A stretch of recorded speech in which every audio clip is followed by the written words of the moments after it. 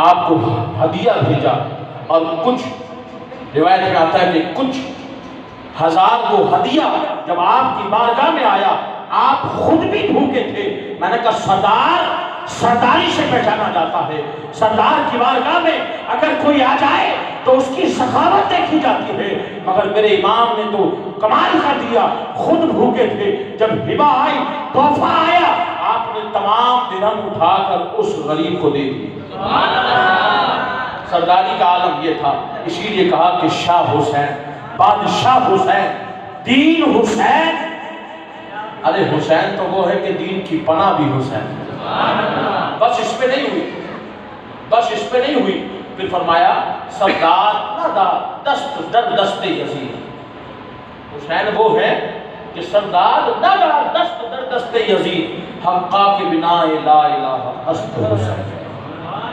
حسین وہ ہے کہ جس نے دے دیا سر، جس نے دے دیا سر، نہ دیا تو ہاتھ نہ دیا۔ حقیقت یہ ہے کہ لا الہ کی بقا حسین ہے۔ امام علی مقام، امام تشنگام، امام حمام نے سر اقدس دے دیا۔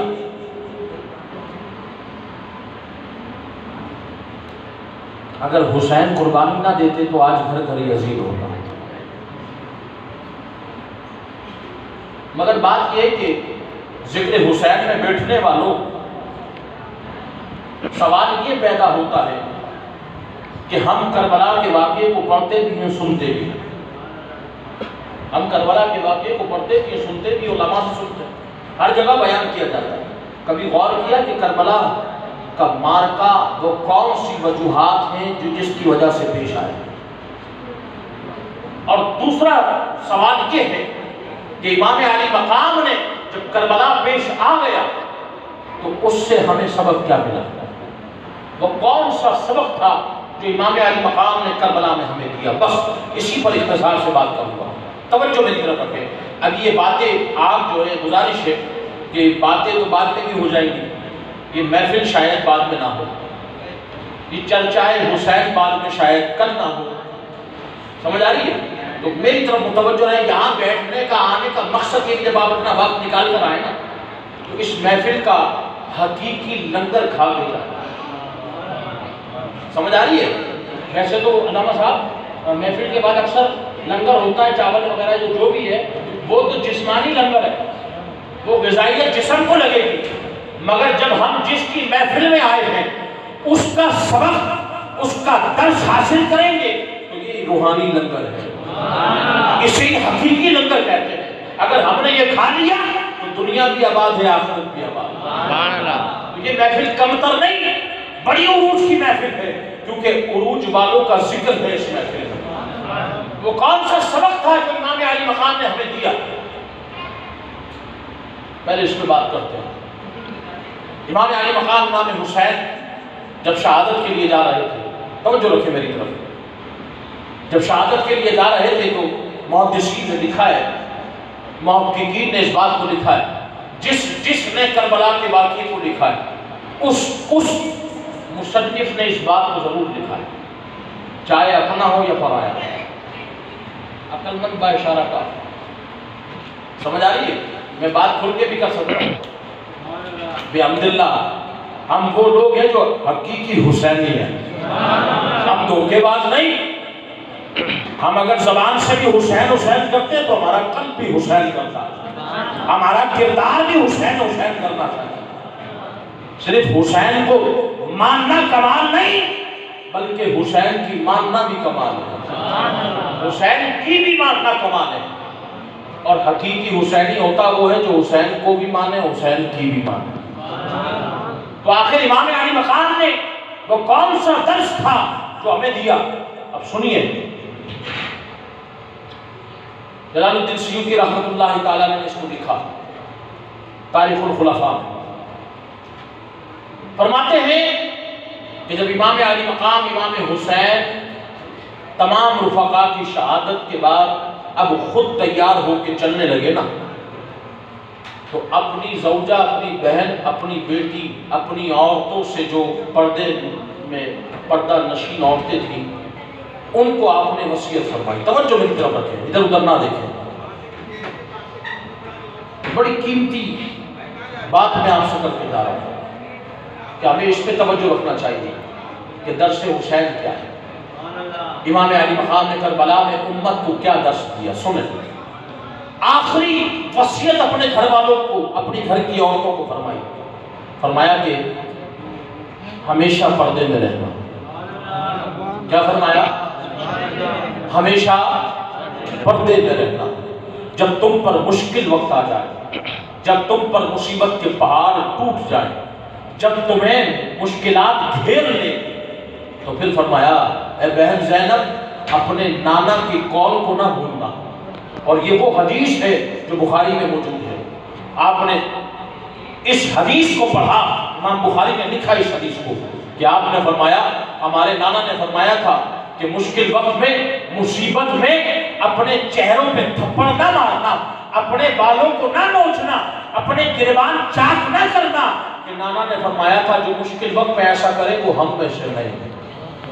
اللہ اکبر, یہ درس ہے حسین. اب اس کو یاد رکھنا, یہ بات جو کہہ رہا ہوں. پھر اس کے بعد امام علی مقام چلے کربلا کے میدان میں. اب جب کربلا کے میدان میں پہنچے نا, اور جب آپ نے تلوار ذوالفقار لہرائی, تو فقہاء نے لکھا ہے کہ یزیدی فوج کو چیر کے رکھ دیا. اور کیوں نہ چیرتے, اور کیوں نہ چیرتے حیدر کرار کی جو اولاد تھے. حیدر کہتے ہیں شیر کو. کسے کہتے ہیں؟ شیر کو. ویسے تو حمزہ بھی شیر کو کہتے ہیں, ویسے تو عباس بھی شیر کو کہتے ہیں, ویسے تو زیکب بھی شیر کو کہتے ہیں, مگر ان کی کیفیت الگ الگ ہے. جب زیکب شیر ہو تو قربان جائیں, اس کی کیفیت یہ ہے کہ وہ اپنی پوچھار سے اٹھ کر جھنجھری لیتا ہے. جب عباس اس شیر کو کہتے ہیں جب وہ اپنے شکار کو دیکھ لے اور لپک جائے. حمزہ اس شیر کو کہتے ہیں جب وہ شکار کو پکڑ لے, اور حیدر اس شیر کو کہتے ہیں جب وہ اپنے شکار کو چیر کے رکھ دے.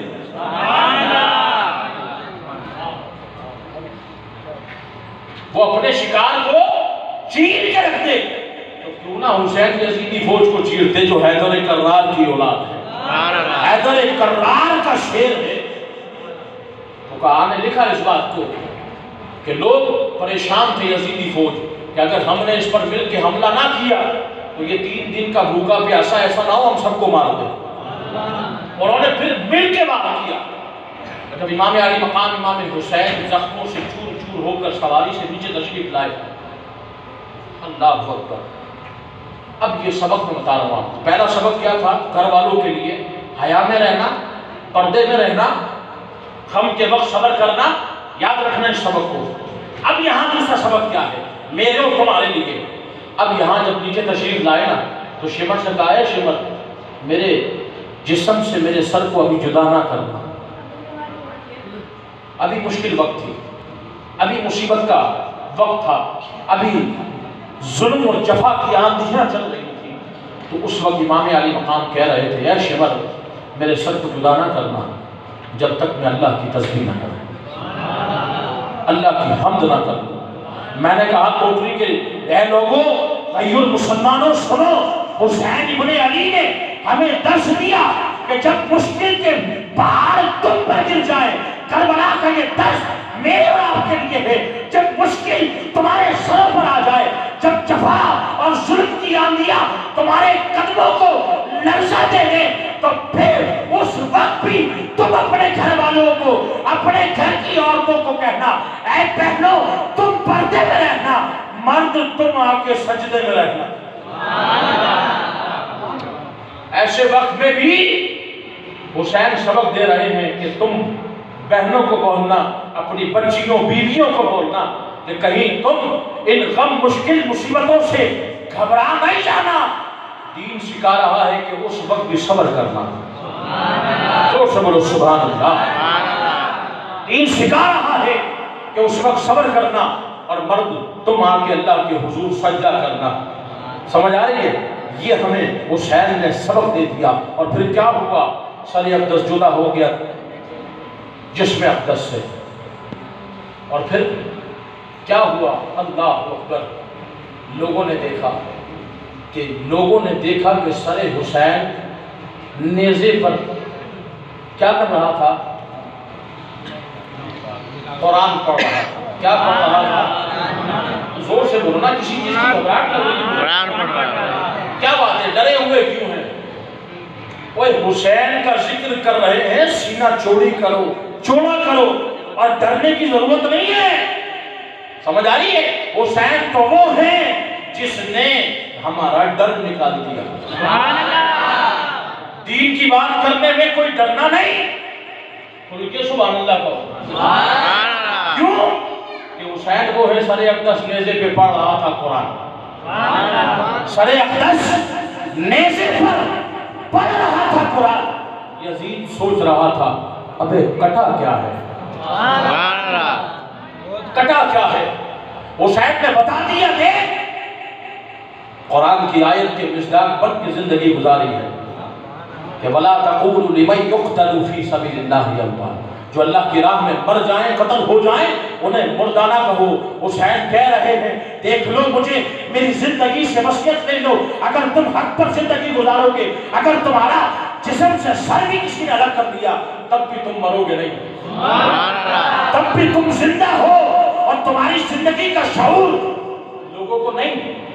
کیونکہ سر حسین نیزے پہ پڑھ رہا تھا قرآن۔ یزید سوچ رہا تھا کٹا کیا ہے؟ یزید سوچ رہا تھا ارے میں نے سر تو الگ کرا دیا۔ ظالم سوچ رہے تھے ہم نے جسم سے سر الگ کر لیا، الگ کر دیا ہے، جسم الگ ہے، سر الگ ہے، سر کاٹ دیا ہے، مگر حیرت اس بات پر ہے کہ رب سے معرفت نہیں کٹی، رب سے تعلق نہیں کاٹ سکے، رب سے ملنا بات کرنا نہیں کر سکے۔ قربان جائیں، میں نے کہا یہی وہ لوگ ہیں کہ جنہوں نے شریعت بچانے کے لیے، شریعت اپنانے کے لیے، شریعت پھیلانے کے لیے زندگی گزاری، تو پھر جب وہ انتقال کرتے ہیں، جب وہ شہادت لیتے ہیں تو میرا رب بڑا خوش ہوتا ہے، اور ایسے ہی لوگوں کے لیے رب فرماتا ہے یا ایتھا النفس المطمئنہ ارجعی الی ربک راضیۃ مرضیہ، اے اطمینان والی جان آجا اپنے رب کی طرف لوٹا، ایسے آنا کہ رب تجھ سے راضی، تو اپنے رب سے راضی، رب تجھ سے راضی، تو اپنے رب سے راضی۔ بات یہ سوال پیدا ہوتا ہے کہ یزیدی فوج نے امام حسین کا سر اقدس جدا کیا، نیزے پہ کیوں چڑھایا؟ نیزے پہ کیوں چڑھایا؟ اے حسین ابن علی، آپ کا سر نیزے پر ہی کیوں چڑھایا؟ اللہ اکبر، اے حسین اس لیے تیرا سر تیرے رب نے نیزے پر بلند کیا کہ اے حسین کبھی تجھے پستی کی طرف تیرا رب لے کے نہیں گیا، اس لیے کہ تو نے زندگی اچھوں میں گزاری، اچھی گزاری اور اچھے کام کے لیے گزاری۔ اور جب بندہ اچھوں میں زندگی گزارے، اچھی زندگی گزارے اور اچھے کام کے لیے گزارے تو رب پھر گرنے نہیں دیتا۔ یہ وہی حسین ہے کہ سب سے پہلے پشت مصطفیٰ پہ رب نے بلند کیا، پھر اس کے بعد امت مسلمہ میں بلند کیا، اور پھر جب ظالموں نے سر اقدس کو کاٹ کے بس کرنا چاہا تو میرے رب نے نیزے پہ کروا دیا۔ اے حسین تو بچپن میں بھی بلند تھا، جوانی میں بھی بلند ہے، اب شہید ہونے کے بعد ظالموں کے ہاتھوں میں بھی بلند ہے۔ مگر سوال یہ ہے جناب، میں نے ایک سوال کا جواب دے دیا، میں نے کہا دو سوال پیدا ہوتے ہیں کہ حسین ابن علی نے سبق کیا دیا؟ سبق یہ دیا جب صبر آ جائے، مشکل آ جائے، جب مشکل مصیبت آ جائے تو پھر حیا کا درس ہے، صبر کا درس ہے، نماز کا درس ہے، اور قربان جائے۔ دوسرا سوال میرے لفظوں میں یہ تھا کہ امام علی مقام امام حسین نے یہ کربلا کا واقعہ کیوں کروایا؟ آخر کون سی وجہ تھی؟ کوئی تو وجہ ہوگی نا، اتنی قیمتی جانیں امام علی مقام میں لٹا دی۔ حسین وہ ہے جو جوان بیٹے کی لاش پر نہیں رویا، حسین وہ ہے کہ جو 6 ماہ کے بچے کی لاش پر نہیں رویا، حسین وہ ہے جو تنہا اپنی بیویوں کو، بچیوں کو، اپنی بہنوں کو چھوڑ جا رہا ہے اور رو نہیں رہا۔ آخر کوئی تو وجہ ہوگی۔ یہ میرے اور تمہارے لیے اب سبق ہے۔ آخر وہ کون سی وجہ تھی کہ اتنا بڑا مارکا ہو گیا، کربلا ہو گئی؟ کیا وجہ تھی؟ امام حسین چاہتے تو یزید کی بیعت کر لیتے، اور اگر بیعت کر لیتے تو اچھی سیٹ مل جاتی، اچھی دولت مل جاتی، اچھا محل مل جاتا، مکے مدینے میں رہتے رہتے عبادت کرتے رہتے، مگر امام حسین نے اس کو فوقیت نہیں دی، سر اقدس دے۔ کیا وجہ تھی؟ محققین نے لکھا یزید کے ہاتھ پر بیعت اس لیے نہیں کی کہ یزید بڑا خراب آدمی تھا، اور 3 بڑی وجوہات تھی جس کی وجہ سے امام نے بیعت کی۔ کتنی وجوہات تھی؟ میں تقریر کے جوہر نہیں دکھا رہا معذرت کے ساتھ، اصل مقصد تقریر کا یہ ہے کہ آپ کو سکھانا۔ آپ یہاں سے نعرے لگا کے چلے جائیں، سن کر واہ واہ کر کے چلے جائیں اور سیکھ کے نہیں تو پھر بیکار ہے۔ اصل مقصد یہ ہے ذکر حسین کی محفل میں آنے والوں، لنگر حسین کیا ہے، حقیقی لنگر کیا ہے؟ حقیقی لنگر یہی ہے کہ کربلا کیوں ہوئی، یہ سیکھنا یہاں بیٹھ کے۔ وہ کون سی وجہ تھی جس کی وجہ سے کربلا ہوا؟ اللہ اکبر۔ پہلی وجہ کیا تھی؟ یزید شراب پیتا تھا، یزید شرابی تھا۔ معلوم ہوا شراب پینا حسینیت نہیں، شراب پینا زور سے بولے نا، حسینیت نہیں، شراب پینا تو یزیدیت ہے۔ اب اگر کوئی کہے شراب پیے، نشہ کرے اور کہے میں حسینی ہوں، میں نے کہا نا اور منافقت نہ کر کہ تو یزیدی ہے، کام یزید والے اور نام حسین کا بدنام کر رہا ہے۔ سمجھ آئی؟ شراب پینا حسینیت نہیں، شراب پینا یزیدیت ہے۔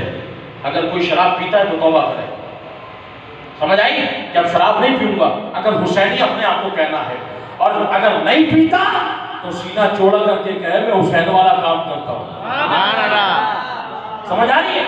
اگر بہت سے لوگ بولتے ہیں یار ہم مولائی ہیں، میں نے کہا کائے کا مولائی ہے بھائی، کائے کا مولائی ہے؟ کہا مولا علی کو مانتے ہیں۔ میں نے کہا مولا علی کو مانتا، مولا علی کی نہیں مانتا۔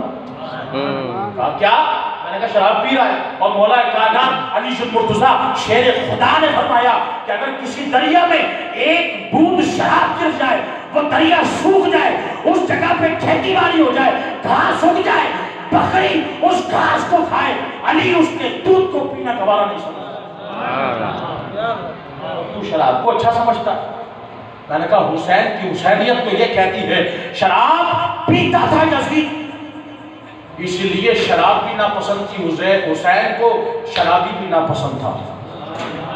تو آج اگر شراب پی کے حسین کا نعرہ لگائیں گے تو حسین پسند نہیں کریں گے، کیونکہ یہ کام یزید والا ہے۔ نیت کریں کہ انشاءاللہ نہ شراب پیئیں گے نہ شرابی سے دوستی رکھیں گے۔ حسین نے یہی درس دیا کہ شرابی کے ہاتھ میں ہاتھ نہیں دیا اس لیے کہ وہ شراب پیتا تھا۔ یہ حسینی کردار ہے۔ آج ضرورت ہے اس کردار کو اپنانے کی۔ آج ہم شرابیوں کے ساتھ صحبت کریں، بات کریں ہم حسینی، نہ یہ تو پھر جھوٹا دعویٰ ہے۔ حقیقی حسینی وہ ہے کہ جو شراب پیے بھی نہیں، شرابی کے ساتھ بیٹھے بھی نہیں۔ دوسرا فقہا نے فرمایا یزید اعلانیہ گناہ کرتا تھا، فاسق و فاجر تھا، زانی تھا، نماز چھوڑتا تھا، جان بوجھ کے نماز نہیں پڑھتا تھا۔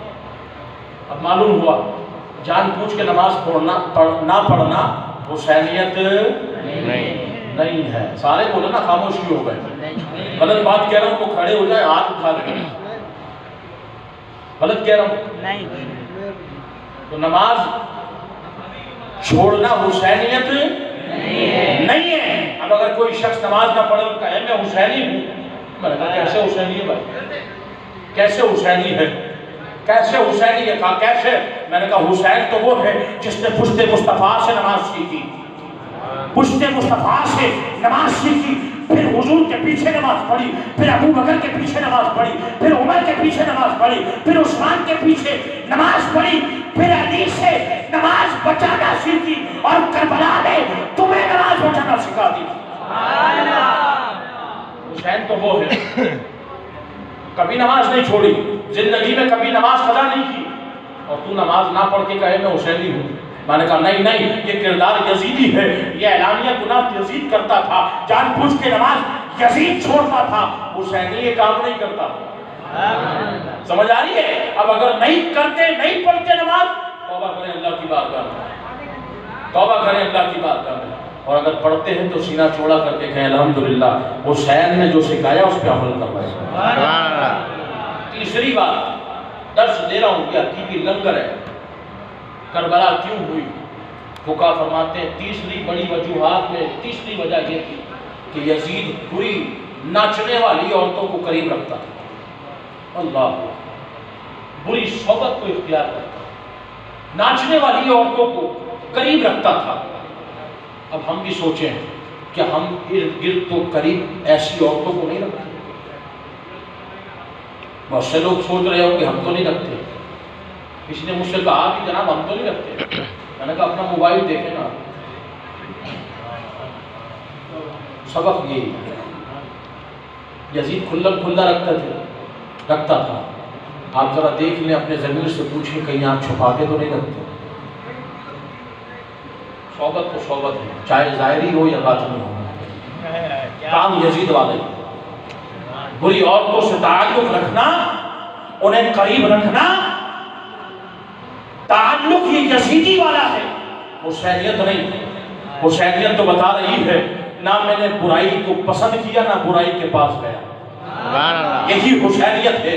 تو قربان جائے امام علی مقام امام حسین نے ان تین بڑی وجوہات کی وجہ سے یزید کے ہاتھ میں ہاتھ نہیں دیا، اور قربان جائے امام علی مقام امام حسین نے دین پہ چل کر دین بچانا ہمیں سکھایا۔ کربلا یہی سبق دیتی ہے کہ اگر چاہتے ہو دین پر عمل کرنا، دین کو بچانا، تو کردار حسین اپنانا، اور کردار حسین یہی ہے، کردار حسین یہی ہے۔ جانتے ہو جن کا ذکر کرنے بیٹھے ان کی شانیں بڑی آگے، یہ وہ اشخاص ہیں، وہ شخصیات ہیں، یہ خود بھی دکھ میں ہونا اگر ہم ان کے دربار میں جائیں، کوئی فقیر ان کے دربار میں چلا جائے خالی جھولی لے کے، یہ خالی لوٹنے نہیں دیتے۔ جب امام علی مقام کی شہادت ہو گئی نا، میں نے کہا نا کہ نسل کریموں کی لجپال گھرانہ،